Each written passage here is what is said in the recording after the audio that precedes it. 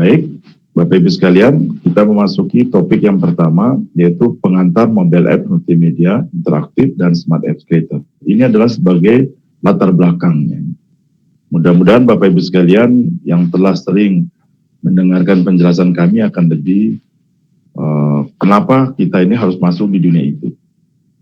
Bapak Ibu sekalian, kita mendapatkan sebuah informasi ya, bahwa total populasi kita ya, itu di Januari 2020 itu jumlahnya adalah 272 juta ya. Kelihatannya sekarang ini sudah bertambah. Nah, kemudian di daerah perkotaannya 55%. Di daerah perkotaannya 50% dari populasi. Nah, kemudian di yang koneksi mobile phone ya, itu ada 338 juta lebih. Itu di Januari 2020. Artinya jumlah populasi pada populasinya 124%. Jadi bisa dibayangkan. Jadi ternyata komunikasi itu sudah sampai masuk ke daerah-daerah ya, ke desa-desa, kampung dan sebagainya. Kemudian internet user ya, internet user itu 175. Jadi 64%. Dan kita tahu ya, internet di Indonesia itu tumbuhnya luar biasa sekarang ini. Dan kalau dibandingkan dengan populasi di perkotaan, artinya yang mengakses internet itu sudah masuk ke daerah-daerah, ke desa-desa, kampung. Jadi ini luar biasa sekali. Kemudian penetrasi ya, yang aktif di media sosial itu 59%, 160 juta. Jadi bisa dibayangkan Bapak Ibu sekalian. Jadi ini luar biasa sekali. Jadi artinya kita ini tidak mungkin lagi melepaskan diri dari media sosial. Ini tidak mungkin. Sehingga kita harus benar-benar bisa mengambil peluang di media sosial. Kalau tidak ya tentunya pihak lain yang memanfaatkan. Ya. Dan juga di mobile ini Bapak Ibu sekalian bisa lihat pertumbuhannya ya. Total dari aktif sosmed itu 160 juta. Ini totalnya di tahun Januari ya 2020 ya. 59%. Kemudian naik ya. Jadi dari April 2019 ke itu naiknya sampai 8,1%, 12 juta. Ya. Jadi ini luar biasa. Kemungkinan besar sekarang ini mungkin sudah 230-an. Ya. Nah, kemudian yang mengaksesnya lewat PM Mobile itu adalah 99%. Jadi bisa dibayangkan, kita tidak mungkin lagi mengakses sosmed. Ya. Dominannya tentunya ada di mobile. Nah, ini akan menjadi sebuah pertanyaan, seberapa jauh kita ya, di Indonesia ini bisa mengambil peluang dari jumlah ya, presentasi yang menggunakan mobile. Dan ini adalah sesuatu yang mesti kita pelajari.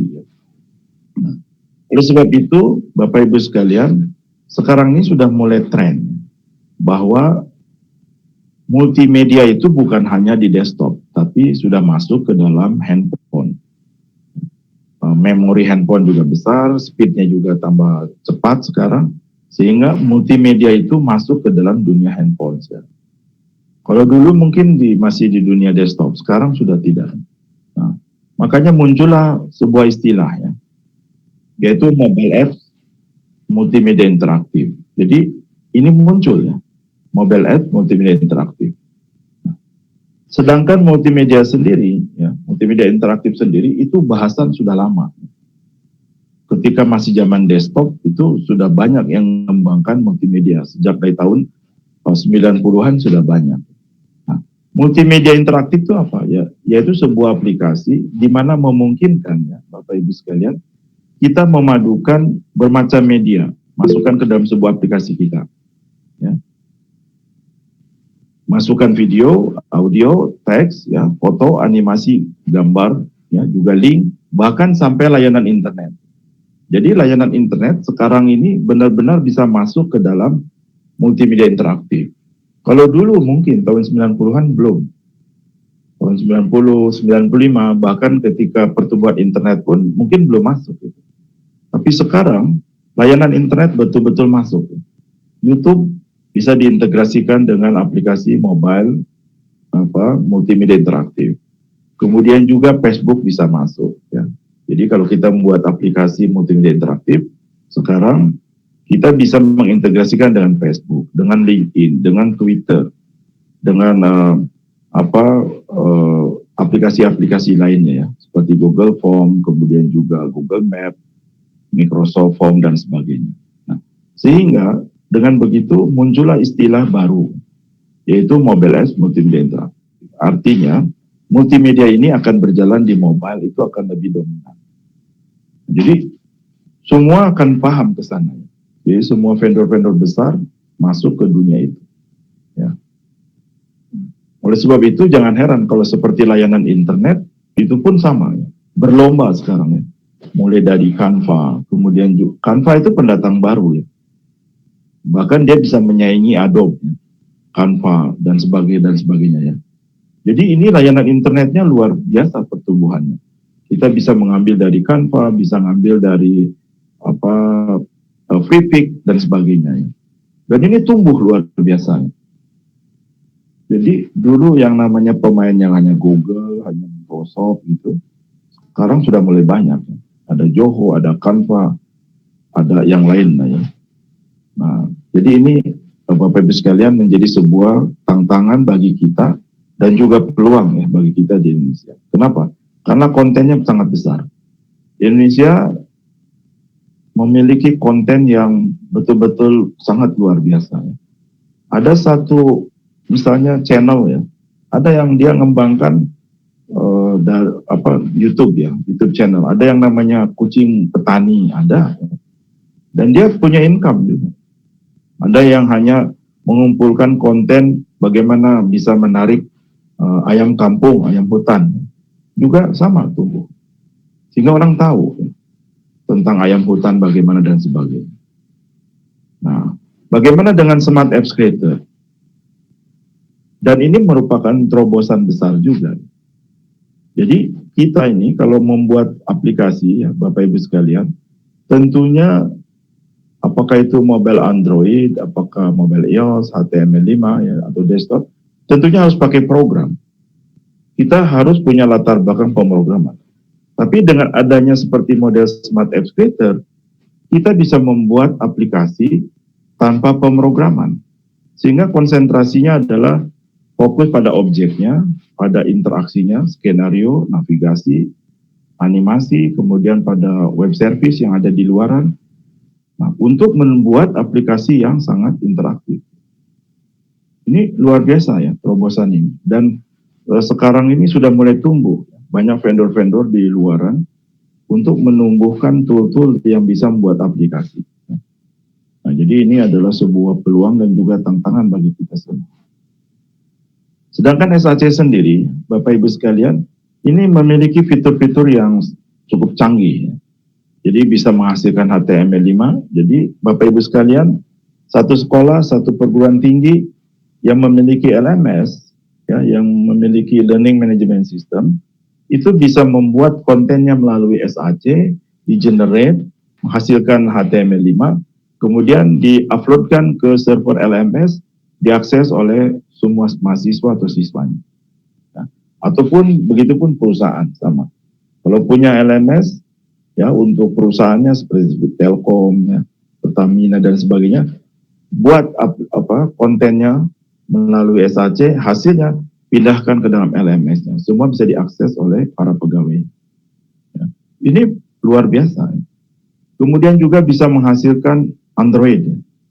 Bapak Ibu sekalian bisa buat aplikasi, ya, kemudian bisa di-uploadkan ke App Store atau disebarkan lewat sosmed atau disebarkan lewat Google Drive, ya, bebas.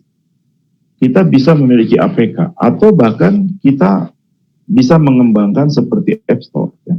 Jadi portal-portal kecil untuk di sekolah ataukah di perguruan tinggi ataukah di komunitas, yaitu daftar-daftar aplikasi SAC yang bisa di-download. Kemudian juga bisa hasilnya exe. Nah, jadi bisa desktop. Mungkin Bapak Ibu sekalian mengetahui tentang billboard ya, atau misalnya apa yang televisi ada di apa misalnya dia ada di stasiun, ada di airport gitu. SAC bisa buat aplikasi untuk itu dan bisa juga touchscreen. Jadi ini luar biasa sekali. Kemudian juga bisa iOS juga. Ya. Dan yang terpenting ini tanpa programming. Jadi siapapun bisa buatnya, mahasiswa, dosen, siapa saja orang tua. Yang terpenting adalah fokus pada kontennya dan objeknya. Nah, kemudian juga SAC bisa diintegrasikan dengan layanan web service yang sekarang sangat tumbuh. Jadi kalau Bapak Ibu sekalian lihat pertumbuhannya, oh ini sangat luar biasa. Kami banyak menemukan perusahaan yang dulunya desktop, ya. Aplikasinya itu desktop, artinya diinstal itu di laptop atau di komputer, ya di PC. Sekarang perusahaannya berubah menjadi online. Salah satunya misalnya Adobe, itu yang paling terkenal. Adobe sudah jadi online perusahaannya. Kemudian ada Canva, yang baru-baru tumbuh. Ada Zoho, sangat banyak sekali. Nah, mereka ini semua itu, ya web service ini bisa diintegrasikan dengan SAC. Jadi kita bisa memiliki sebuah aplikasi, memungkinkan punya chat, ya, atau video link to me, ya, video conversation, ya, seperti Google Meet ini, tanpa kita membuat program. Jadi aplikasi ini akan tumbuh. Dan ini sangat luar biasa sekali. Belum lagi ada Google Map, YouTube, dan sebagainya. Jadi, Bapak Ibu sekalian, di dalam web service saja persaingannya sangat besar. Microsoft dengan terpaksanya, akhirnya dia mengembangkan Office 365. Itu terpaksa karena Google-nya sudah buat Office-nya online, slide-nya online. Orang banyak yang diagram online. Jadi bisa dibayangkan tersimpan di Google Drive, kita tarik ke dalam SAC, akhirnya kita bisa membaca aplikasi atau konten yang ada di Google Drive dengan mudah. Jadi ini luar biasa sekali persaingan di sini. Kemudian manfaatnya apa Smart Apps Creator? Jelas tidak memerlukan kemampuan programming. Berbeda dengan tool lain, harus belajar bahasa PHP, C++, Java. Ini sekarang kita tinggalkan, kita hanya fokus pada konten, skenario, dan integrasi, ya, dengan layanan-layanan web lainnya. Sehingga siapapun bisa membuat aplikasi. Apa guru, dosen, bahkan guru TK juga bisa buat aplikasi sekarang. Kalau dulu tidak, harus belajar Android Studio, programming, yang rumit-rumit, sekarang tidak. Nah, ini jadi perubahan besar. Nah, kemudian belum lagi web service juga pertumbuhannya luar biasa. Seperti Quizizz misalnya, quiz itu pertumbuhannya luar biasa. Saingan quiz juga, Quizizz itu ada juga. Ada yang namanya EduCandy dan sebagainya dan sebagainya. Jadi ini luar biasa sekali. Penerapannya SAC sangat banyak, ya Bapak Ibu sekalian. Bahan ajar, kemudian di marketing, ya event, konferensi, pameran, perkawinan, ya city tour guide, game, ya game edukasi. Dan sekarang sudah mulai banyak guru-guru mengembangkan aplikasi edu game. Dan ini betul-betul terjadi. Dulu orang yang namanya membuat game itu, aplikasi game itu ya harus jago programmingnya lebih hebat lagi. Karena akan lebih sulit kalau buat game itu lebih sulit dibandingkan sistem aplikasi database. Jadi kalau Bapak Ibu sekalian membuat aplikasi sistem informasi dengan membuat aplikasi game, itu mungkin kompleksitasnya dari buat game itu bisa sampai 10 kali lipat dibandingkan database. Jadi ini beda sekali. Nah sekarang malah jadi bisa karena ada SAC itu. Kemudian buat katalog dan sebagainya.